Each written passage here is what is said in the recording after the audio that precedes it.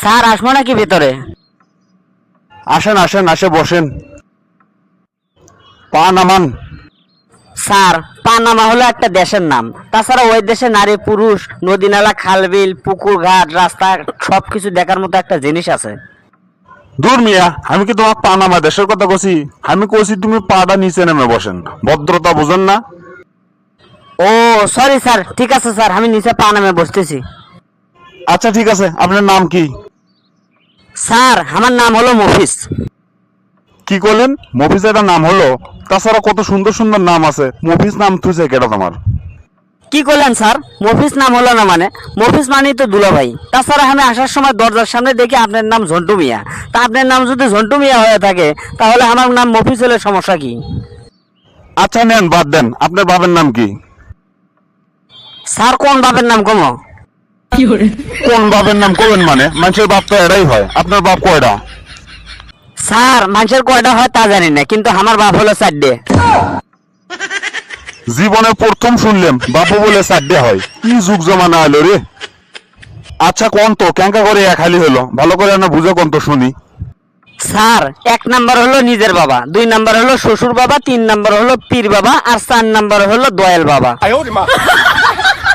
আচ্ছা নেন, বাদ দেন, এবার কোন তো ডিএনসি মানে কি?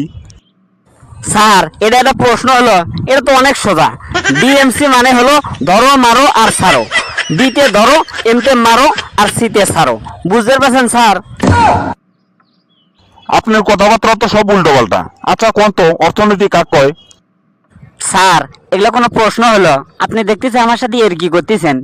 অর্থনীতি হলো যে নীতির মাধ্যমে 2 আঙ্গুল দিয়ে মানুষের পকেট থেকে নিজের পকেটে টাকা পার করে নেওয়া হয়, অর্থাৎ অর্থ পার করে নেওয়া হয়, তাকেই অর্থনীতি বলে।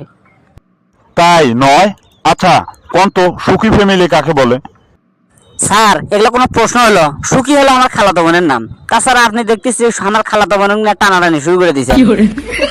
আরে ভাই, এই সুখী সেই সুখী নয়, সুখী পরিবার মানে সুখী ফ্যামিলি। ও আচ্ছা, যে ফ্যামিলিতে বাবা মা শ্বশুর শাশুড়ি ভাই বোন খালাতো বোন মামাতো বোন চাচাতো বোন ফুফাতো বোন সবাই মিলে একসাথে নেচে গিয়ে আনন্দে উল্লাসে দিন কাটায়, তাকেই সুখী ফ্যামিলি বলা হয়। মফিজ সাহেব, তুমি তো সব প্রশ্নের উত্তর দিয়ে ফেলালে, তোমার তো চাকরি পাক্কা হয়ে গেল, তোমার তো আটকাবার পেলাম না। আচ্ছা ঠিক আছে, তুমি কালকে থেকে অফিসে জয়েন করো। থ্যাংক ইউ স্যার চাকরিটা দেওয়ার জন্য।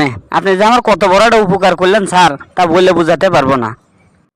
হ্যালো বন্ধুরা, আজকের মতো এখানেই শেষ করছি। ভিডিওটি ভালো লাগলে লাইক কমেন্ট করতে ভুলবেন না।